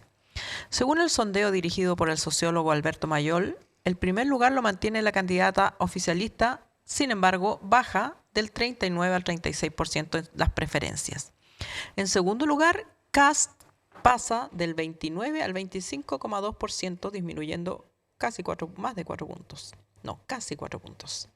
en sus preferencias. Mientras Matei, quien se encuentra en tercer lugar, creció 3 puntos, del 14,3 al 17,3%. Sin embargo, según los resultados de la última encuesta Agenda Criteria, José Antonio Kast y Janet Jara mantienen un empate técnico en el primer lugar, mientras que Evelyn Matei se mantiene nuevamente en el tercer lugar. El candidato del Partido Republicano obtuvo el 28% de las preferencias en este sondeo, bajando 2 puntos en comparación a la medición anterior. Por su lado, la candidata oficialista registró un 27%, manteniendo la cifra previa. En tercer lugar se ubica la representante de Chile Vamos con un 15%, que es un punto más de la última encuesta. A esto se suman las últimas críticas que ha resolvido José Antonio Kast junto con el tema del Chavo Préstamo, que ya lo analizamos anteriormente. Por supuesto, el nepotismo, al viralizarse el hecho de que su hijo José Antonio Jr. es candidato a diputado por el Distrito 10. En la coalición de centro-derecha, incluso algunos comenzaron a difundir unas declaraciones de Kast de diciembre de 2023 en las que cuestionaba las dinastías políticas. Decía Kast en aquella ocasión: no hablo de casta, pero sí hablo del nepotismo, de la pitutocracia, y que eso le hace mucho daño a la política. Eso lo he planteado desde que fui diputado por estas especies de dinastías políticas que se van generando y que se cambian de cargo. Entonces uno es senador y después diputado, este es diputado y después senador, criticó el republicano en aquella ocasión. Sin embargo, el pasado lunes fue el propio Kast quien salió a defender la candidatura de su retoño. No estamos hablando de un seremi, no estamos hablando de un jefe de gabinete, no estamos hablando de un subsecretario. Se le está presentando a la ciudadanía un nombre de una persona, mi hijo, que tiene una vocación política, que participó activamente desde que yo lo conozco en el colegio, afirmó. Sin embargo, su hijo no es el único familiar que se candidateó como diputado para las próximas elecciones parlamentarias. Sus sobrinos, José Antonio Kast, los sobrinos de José Antonio Kast, padre, Bárbara y Tomás Kast, son otros 2 candidatos al Congreso por los distritos 21 y 23, respectivamente. ¿Qué vamos a decir sobre este tema? Yo les voy a contar una papita que escuché el otro día en una reunión que no puedo comentar, pero hubo un encuentro de encuestadores chilenos donde llegaron a la conclusión que es imposible en este momento discernir quién va a ganar las elecciones en primera o en segunda vuelta, porque ese enorme grupo de personas que van a votar por primera vez, como los jóvenes, que hay muchos jóvenes que están cumpliendo 18 años y tienen la posibilidad de votar, y aquello universo de personas que se considera como el voto obligado, las personas que tienen derecho a voto pero que les carga la idea o que nunca habían votado o que se sienten que van a ser arrastrados a una decisión no necesariamente que los motiva, todo ese universo de personas no contestan encuestas. Ya lo hemos conversado otras veces aquí sobre las metodologías, sobre cómo se hacen las encuestas, particularmente estas encuestas que se hacen una vez a la semana con llamados a 700 personas por celular. No tienen una base metodológica muy clara, muy precisa. Y por lo tanto, ¿qué sabemos hoy? Que no sabemos nada. No está decidido nada, todo lo dice cualquier persona seria, la elección está completamente abierta. Así que las invitamos y los invitamos a todos ustedes a informarse, buscar antecedentes que les puedan ayudar a ejercer ese derecho democrático que es emitir un voto libre e informado. Y para eso estamos aquí tratando de contribuir en la medida de lo posible y conversaremos de este tema y otros con la exministra del Trabajo e integrante del comando de Janet Jara, Alejandra Krauss, la demócrata cristiana Alejandra Krauss.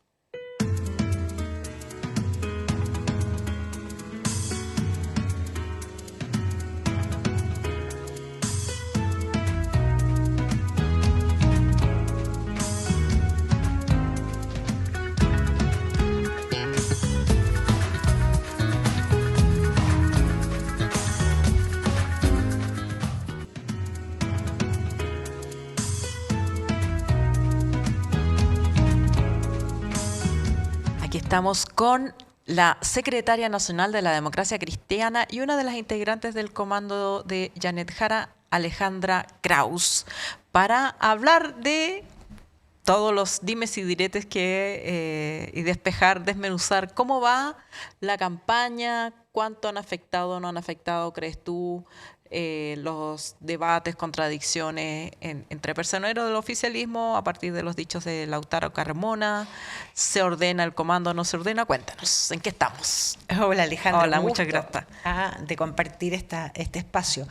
A ver, yo tengo la impresión de que se terminó un agosto y todos hemos pasado. Todos pasamos agosto. Todos pasamos agosto. Pero siempre hay riesgo de morir. Pero sí, así es la vida. Así es la vida. Y si no la vivimos con confianza, no superaríamos los riesgos y desafíos, no los enfrentaríamos. Así que con mucha renovación de la importancia y relevancia de lo que representa la candidatura de Janet Jara, no solo para las 9 fuerzas políticas que representan el progresismo, sino que fundamentalmente por la vida de las personas, de hombres y mujeres. Yo confieso que, por ejemplo, Kast no lo quiero como presidente de Chile pensando en mis nietas, en mis nietos, en mis hijos. Y no lo quiero no porque sea solo de ultraderecha o porque tenga esa imagen totalitaria, inflexible, que ya es harto,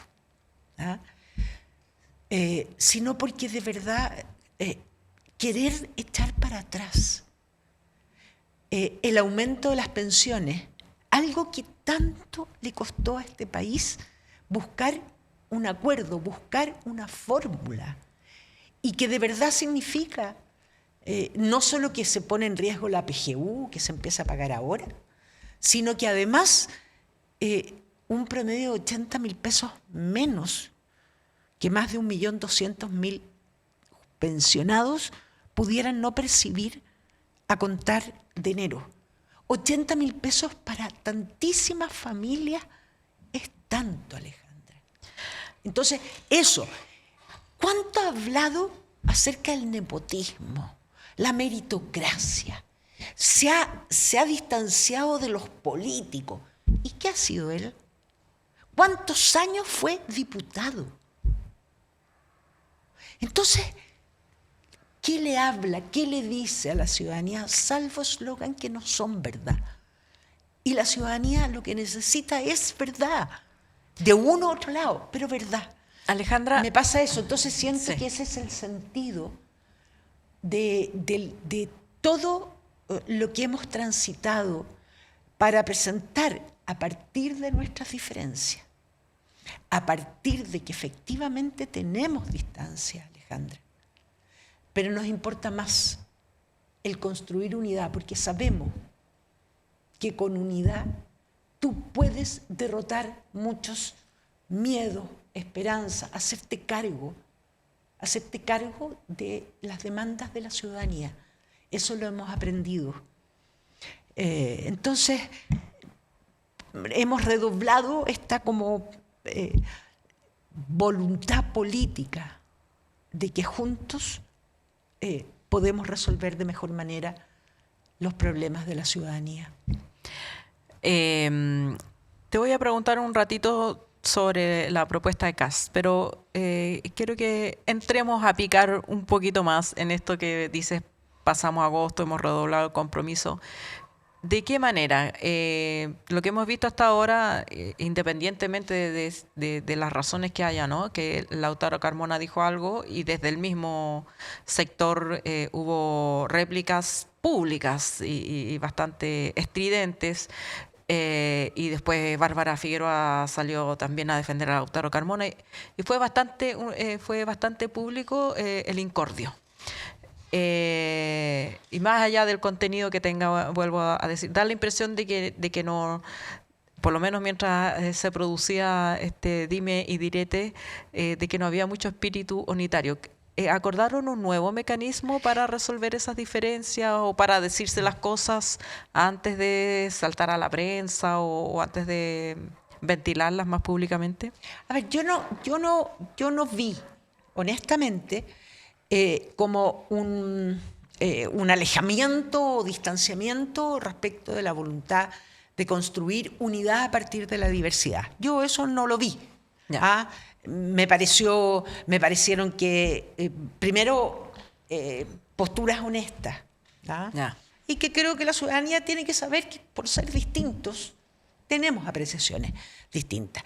Probablemente lo que nos puede haber costado entender de mejor manera fueron las estrategias no declaradas de cada uno de los partidos, que son autónomas, que son privativas de cada partido, y que en algunos casos, por lo menos en el caso de la democracia cristiana, nosotros nuestra historia, desde el retorno a la democracia, el haber sido como partidos muy leales a las figuras presidenciales, como fuertemente, y particularmente en el caso de Elwin y en el caso de Frei Ruiz-Tagle, la democracia cristiana era un pilar de adhesión respecto de nuestro presidente de la República. En consecuencia, son estrategias que se distancian de las que hemos asumido y probablemente eso fue de alguna manera lo que se vivenció.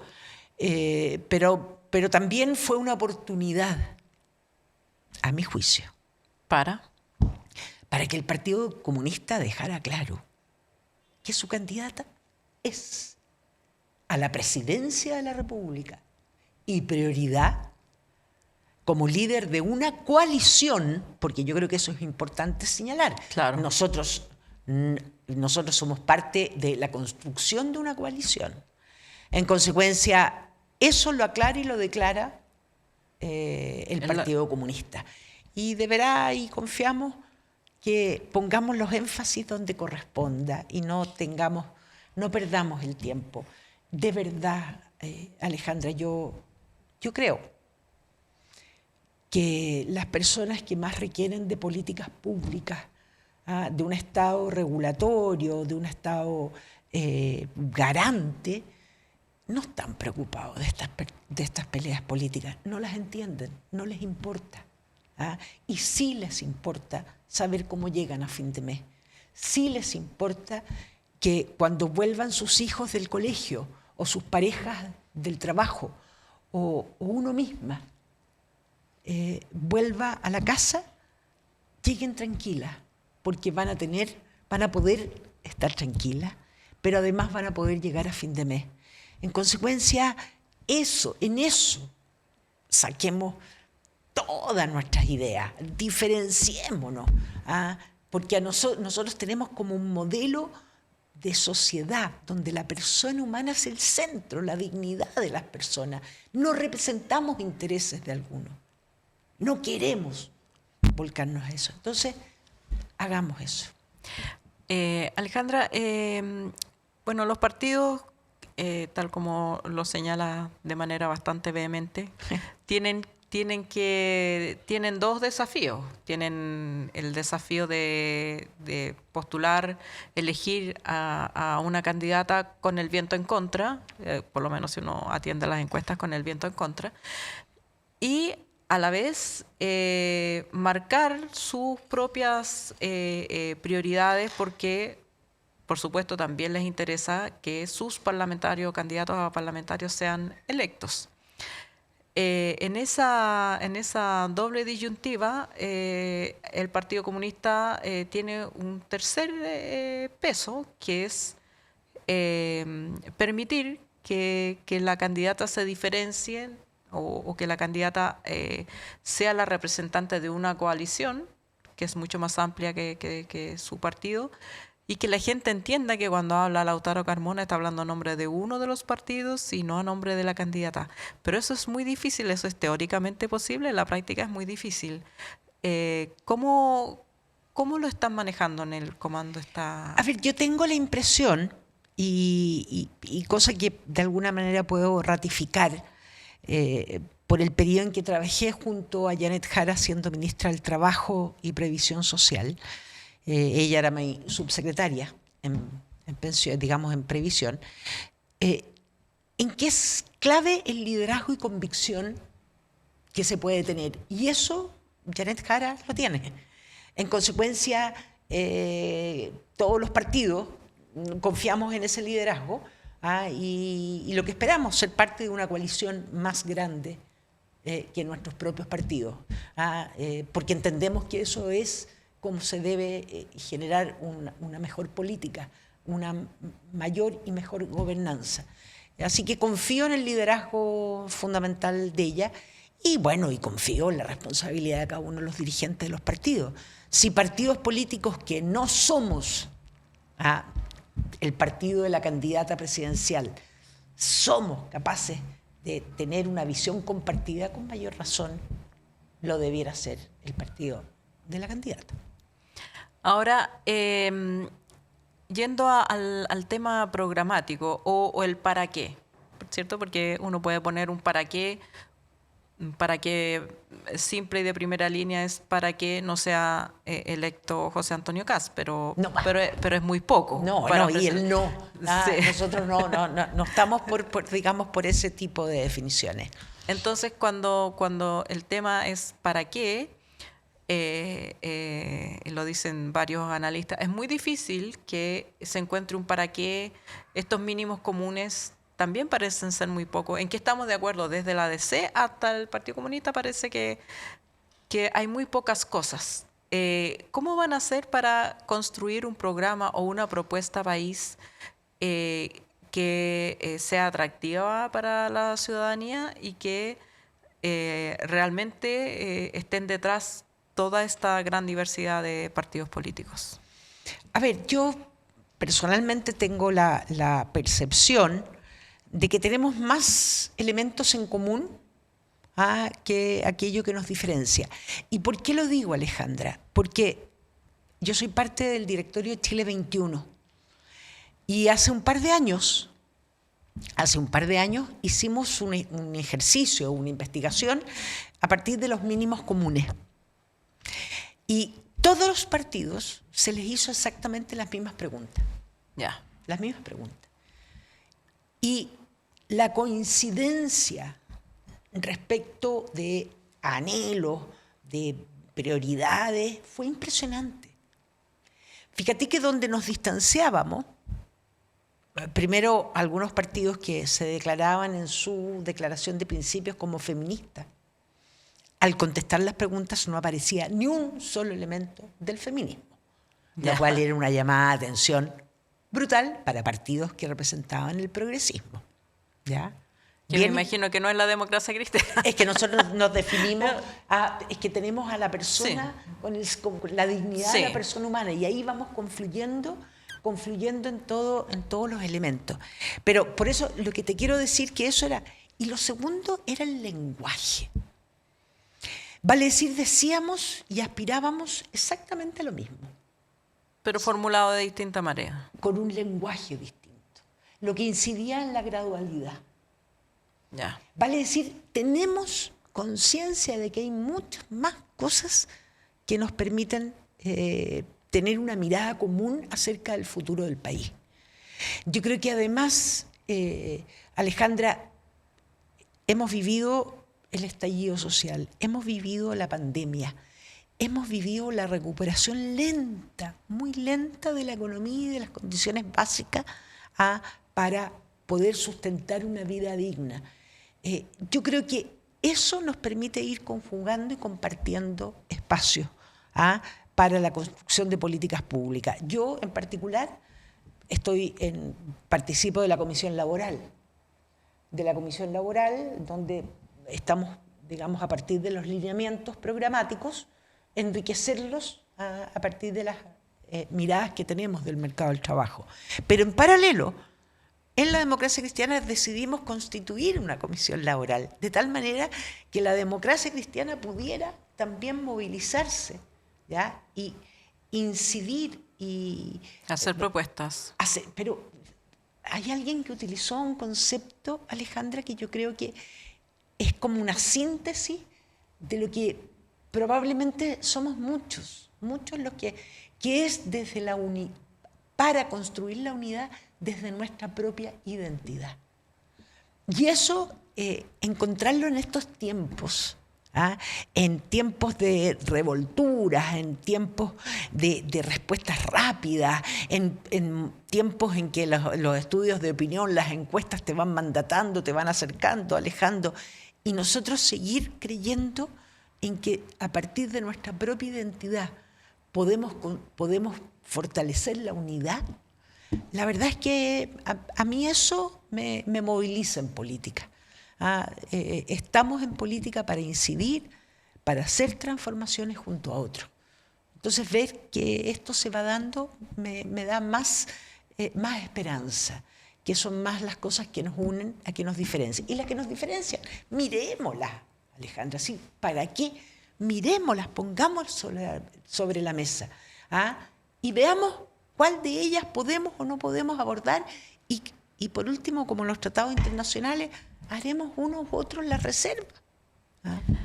En eso, en un tema que no se hizo reserva y que es una diferencia que se manifestó claramente, es el tema del aborto legal sin condiciones, digamos... o regulado. O regulado, claro. La propia candidata dijo que lo había sacado como prioridad, como un gesto a la democracia cristiana. ¿Cómo ves tú ese tema? Sobre todo te lo pregunto siendo mujer. ¿No hubiera sido mejor dejarlo como en esos temas de reserva y que quedara en el programa? Porque es una demanda en la que este gobierno se comprometió, entonces es raro que un gobierno encabezado por Janet Jara no lo mantenga. A ver, yo creo que lo primero es que Janet Jara ha señalado que su gobierno y su propuesta no es de continuidad. Yo creo que esa es la primera digamos que el fundamento sea mantenerlo porque este gobierno no lo logró. Yo creo que políticamente no. Segundo, en la democracia cristiana adoptamos y hemos señalado que no vamos a excluir los debates en nuestro país. No los vamos a excluir. Reconocemos que incluso al interior del partido, al igual que en el país, existen en torno a la regulación de la interrupción del embarazo regulado legalmente o el aborto legal, como quieran, pero no aborto libre. No, sí, Ya, por eso no. no usé esa palabra. Ya. Sí, porque la gente piensa que aborto libre En cualquier momento, de cualquier circunstancia, y como no. si las mujeres quisieran. anduviéramos por la calle diciendo, hoy quiero abortar. Qué entretenido abortar. Estoy tan feliz. No. Entonces yo por respeto a las mujeres, en mi caso yo Sí. ya no estaría en esa circunstancia, pero por todas las mujeres que tomen una decisión, no. Claro. Quiero que no se haga una caricatura de esas decisiones, que siempre suponen proceso de reflexión y para algunas son muy duras. Entonces, por eso que soy como no estar cerrados al debate, yo creo que eso hay que hacer énfasis, pero también, Alejandra, lo digo bien honestamente, yo creo que ese no es una prioridad. Yo creo que tenemos tantas urgencias para enfrentar que requieren de construir una coalición que nuestros esfuerzos deben estar concentrados en ese requerimiento político que el país requiere para enfrentar el futuro. Y después vamos viendo como en otras líneas esos elementos. Pero lo que sí, la democracia cristiana no va a excluirse de debates que debemos dar. Porque además creemos, en uno u otro sentido, cuando tú no tienes la convicción de una idea, ¿por qué no me voy a atrever a debatirlo con quien piense algo distinto a mí? Si yo tengo creo, entonces no debemos excluir los debates. O sea, para que se entienda, en principio no estaría como en el programa, pero eso no significa que el tema no se pueda tratar por ningún motivo. Además, en el Parlamento está presentado el proyecto de ley. Sí. En consecuencia, nosotros, ¿por qué no nos vamos a excluir de ese debate? No. Pero creemos honestamente que hoy día están las prioridades clarísimamente manifestadas por la ciudadanía, clarísimamente. Y además, la urgencia política de construir una coalición de futuro que le dé gobernabilidad a este país. Y ahora, por último, quiero, aprovechando que fuiste ministra del Trabajo y que nos contabas, ya presentaste un proyecto de reforma previsional cuando estabas en ese cargo y la subsecretaria era Janet Jara, retomemos el tema de Kast. Para ser justas, Kast ha dicho que él no quiere eliminar la PGU y que no quiere eliminar el beneficio, pero quiere que se financie de otra manera. ¿Cómo ves esa idea? Primero, señalar que el país, por más de 10 años, debatió. En el Congreso se debatieron los temas. Y se buscaron las distintas fórmulas para lograr el incremento de las pensiones con responsabilidad en el gasto fiscal. Eso es lo primero. Segundo, se logró conciliar dos miradas respecto de los sistemas de pensiones o los modelos, uno con solidaridad y otro la capitalización individual. De la manera como se logró construir los acuerdos manteniendo capitalización individual de parte de las cotizaciones, se logra incorporar un principio propio de la seguridad social del mundo entero, que es la solidaridad. Y tercero, Kast ha señalado que se acabe el préstamo al seguro social para que todo vaya a la capitalización individual, vale decir, profundiza el sistema de capitalización individual, el sistema de ahorro obligatorio, no la seguridad social, ¿no es cierto? Eso es lo que ha dicho. Y también Fontaine, su gran asesor, quien ha liderado no más plata para las AFP, etcétera, tanto en el gobierno de la presidenta Bachelet como posteriormente en el proceso constitucional. En el primer proceso constitucional ha señalado que bien no saben cómo van a financiar esa solidaridad, esas mayores pensiones, y la PGU va a terminar siendo afectada. Si es un tema de, ¿quieres rebajar impuestos? No quieres aumentar gastos y vas deduciendo los mecanismos de solidaridad en nuestro sistema. Se va al final a afectar y eso va a significar retrocesos. Porque económicamente no es posible hacer las dos cosas. No es posible. Y además no dan ningún mecanismo de compensaciones ni claridades. En consecuencia, eso es lo que están proponiendo. Y por último, si es un voladero de luces, porque no van a estar los votos en el Parlamento, lo que fuere, no es la manera de hacer propuestas al país. Bueno, muchas gracias Alejandra Kraus, que ha estado con nosotros para hablar de las intimidades del comando. Y de ustedes me despido ahora, porque hemos llegado al fin de este programa.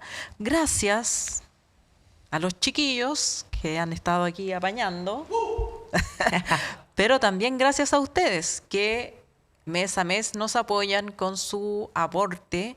Así que les quiero recordar, ya estamos empezando septiembre.